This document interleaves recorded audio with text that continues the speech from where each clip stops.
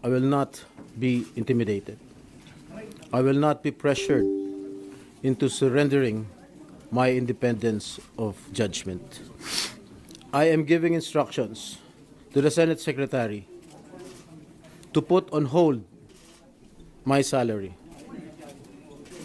Personal kong pasya ito upang ipakita sa sambayan ng Pilipino na wala akong intensyon makinabang sa pondo ng bayan habang nililinis ko ang aking pangalan. At higit sa lahat, hindi ako papasailalim ng kustodya ng Senado. I will not seek Senate custody. Hindi ko gagamitin ang Senado bilang panangga laban sa mga aligasyon sa akin. Nakahanda akong ipagtanggol ang aking sarili sa hukuman at hindi ako magtatago sa likod ng institusyong ito upang umiwas sa proseso. Ipagtatanggol ko hanggang sa huli ang aking sarili para patunayan na walang batayan ang mga paratang sa akin.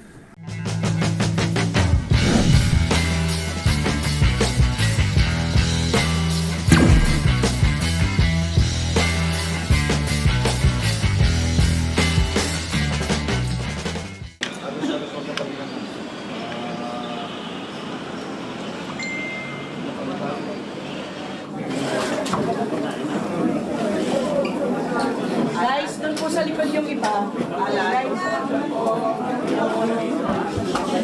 Guys, media sa likod. Media. Pare, sa likod na, please close the door. Please. Please close the door. Sarge, kuya.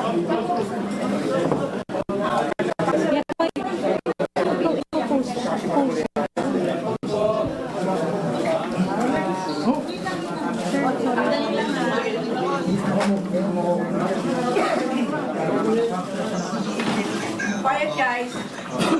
Quiet, please. Magandang hapon sa inyo lahat. I'm already receipt of the warrant of arrest issued against me by the 5th Division of the City of Nais ko lang pong bigyan din ang mga bagay nito.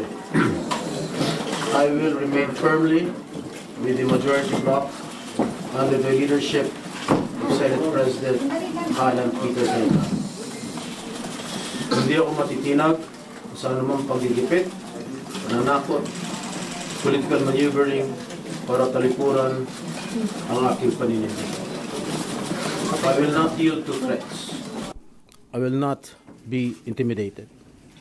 I will not be pressured into surrendering my independence of judgment. I am giving instructions to the Senate Secretary to put on hold my salary. Personal kong pasya ito upang ipakita sa sambayan ng Pilipino na wala akong intensyon makinabang sa pondo ng bayan habang nililinis ko ang aking pangalan. At higit sa lahat, hindi ako papasailalim ng kustodya ng Senado. I will not seek Senate custody. Hindi ko gagamitin ang Senado bilang panangga laban sa mga aligasyon sa akin. Nakahanda akong ipagtanggol ang aking sarili sa hukuman at hindi ako magtatago sa likod ng institusyong ito upang umiwas sa proseso. Ipagtatanggol ko hanggang sa huli ang aking sarili para patunayan na walang batayan ang mga paratang sa akin. Kalokohan ang lahat na ito. Mismo ang Senate Legislative Budget Research and Monitoring Office o LBRMO ang nagsabi sa Ombudsman na wala silang anumang dokumento o record na nagpapakita na ako ay nagpasok ng anuman insertion sa 2025 national budget. Ang mahalagang impormasyon nito ay kinilala pa mismo ni dating Senate Blue Ribbon Chairman Senator Panfilo Lacson bilang isang makabuluhang ebidensya na sumasalungat sa mga aligasyong ibinabato laban sa akin. So how can the Office of the Ombudsman file a plunder case against me when I am not even alleged to be part of or the mastermind of the supposed scheme. Wala po akong kinalaman dyan. Ngayon ko lang po isa sa publiko ito. Maraming beses po ako inalok na talikuran ang independent majority block kapalit ang pagbabasura sa aking kaso. Ngunit, hindi ko po ito tinanggap. Mas nanaig ang paninindigan ko na ako'y manatili sa hanay ng mga kasamahan ko sa independent majority block. I stand my ground. Ngayon kung tatanungin niyo kung sino sila, abangan ninyo ang susunod na kabanata. I stand my ground because what is at stake here goes far beyond my personal circumstances. What is at stake here is the independence of the Senate. This institution must never become vulnerable to external pressure. It must remain free from political coercion, free from undue influence, and free from any scheme designed to weaken its constitutional role as a co-equal and independent branch of government. If this is the price I must pay for the decisions I have made and the principles I have chosen to uphold, then I am prepared to face the consequences, however difficult they may be, especially for my family. I will not be broken by accusations, nor will I yield to political pressure. I will meet these charges head on, defend my honor through due process, and place my faith in the truth. I will be proceeding now to the CIDG to voluntarily surrender myself. Maraming salamat po. Okay na? No more question, guys. At then, pupunta na sila sa CIDG. Buksan lang po yung pinto.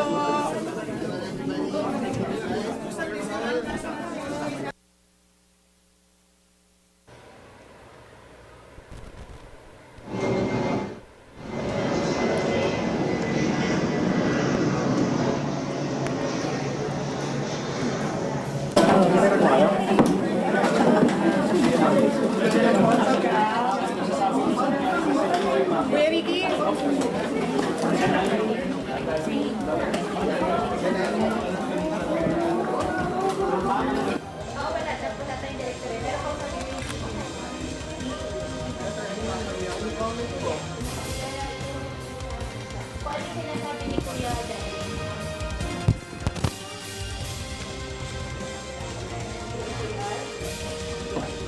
Meron pa ako count to ha. Kay po ha. Hindi, doon sa...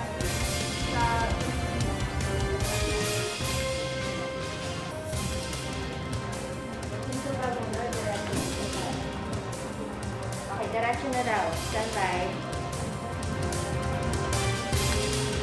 Katatapos lang ng naging speech ni Senator Jinggoy Estrada sa Senado at sinabi niya na siya ngayon ay tutungo na raw sa CIDG para sa kanyang voluntary surrender. Kanina ay naglabas ang Sandigan Bayan 5th Division ng warrant of arrest laban kay Estrada para sa kasong plunder. Sa kanyang talumpati, iginiit ni Estrada na siya ay mananatili raw sa leadership ni Senate President Alan Peter Cayetano. Hindi raw siya matatakot sa anumang threats at hindi raw siya mai-intimidate o mapipressure. Sinabi rin niya na ilang beses raw siyang inalok na talikuran ang majority block kapalit ng pagbasura sa kanyang kaso, pero mas matatag daw ang kanyang paninindigan at mananatili siya sa majority block.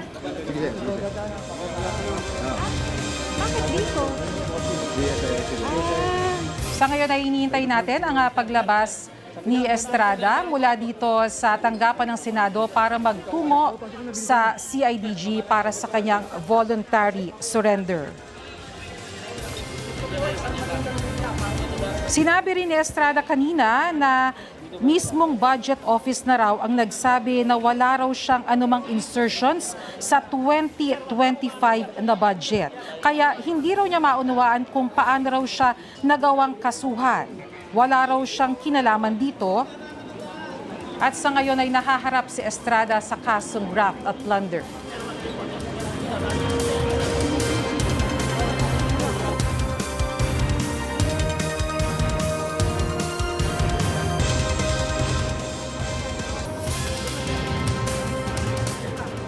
Kanina rin pasado alas 3 ng hapon ay nakita rin natin na dumating sa Senado si Secretary John Vic Remulla. Kasalukuyan natin siyang nakikita ngayon para nga sa pagtungo nila sa CIDG.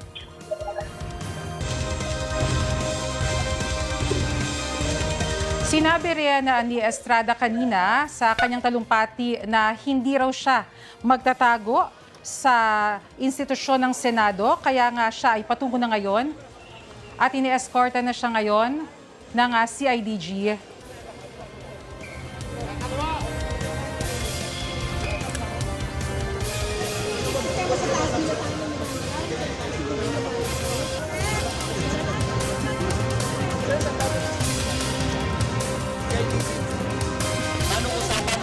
Paano usapan niyo lang po? Paano usapan lang niyo ni Senator Jinggoy?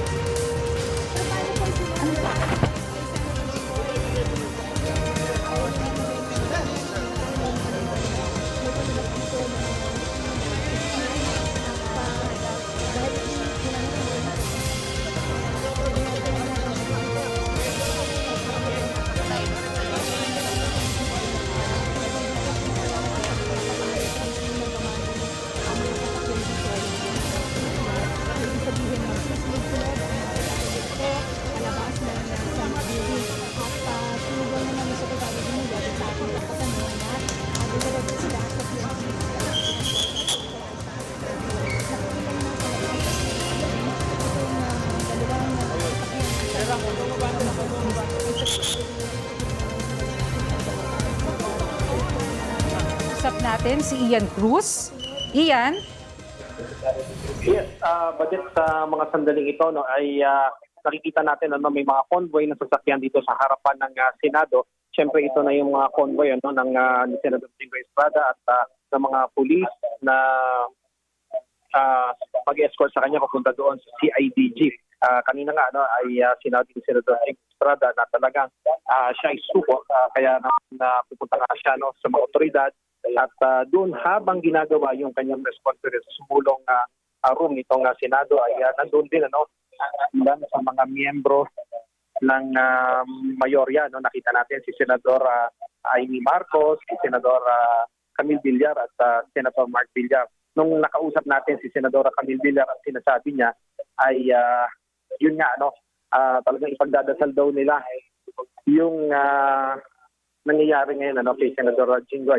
At si Senador Jinggoy Estrada naman, ang sabi niya talaga ay mananatili siya sa majority ng Senado kahit kasi sinasabi niya Bernadette na kanina na marami talagang pagtatangka para mapaalis siya ng majority para lumipat sa ibang panig, pero hindi daw siya nagpapapressure at mananatili nga daw siya kung nasa siya ngayon dun sa mga kasama niyang mga senador sa mayorya. So sa ngayon, Bernadette, ay nakikita natin na yung convoy ay nagpapatuloy na sa paggulong nito mula dito nga sa lobby ng Senado at inaasahan siyempre na nadidiretso yan sa Quezon City at doon nga inaasahan ito proseso itong pagsuko dito nga si Senator Jinggoy Estrada. At kaninang mga bandang 2:49 or so nung dumating nga yung mga taga CIDG dito sa Senado at syempre agad sila nakipag-coordinate sa Office of the Sergeant at Arms at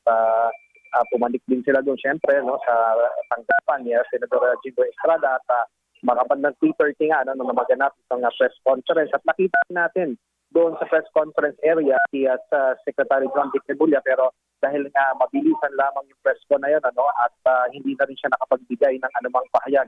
Nandun din ang mga taga CIDG sa kanyang press conference habang nagaganap na yung press conference yung nakabantay yung mga taga CIDG at syempre yung mga nabanggit ko nga din kanina na mga taga majority na mga senators ay kasama rin ni Senator Jinggoy doon sa kanyang huling na press con dito sa sumulong room ng Senado. So yun muna ang latest mula rito sa Senado. Balik sa Bernadette.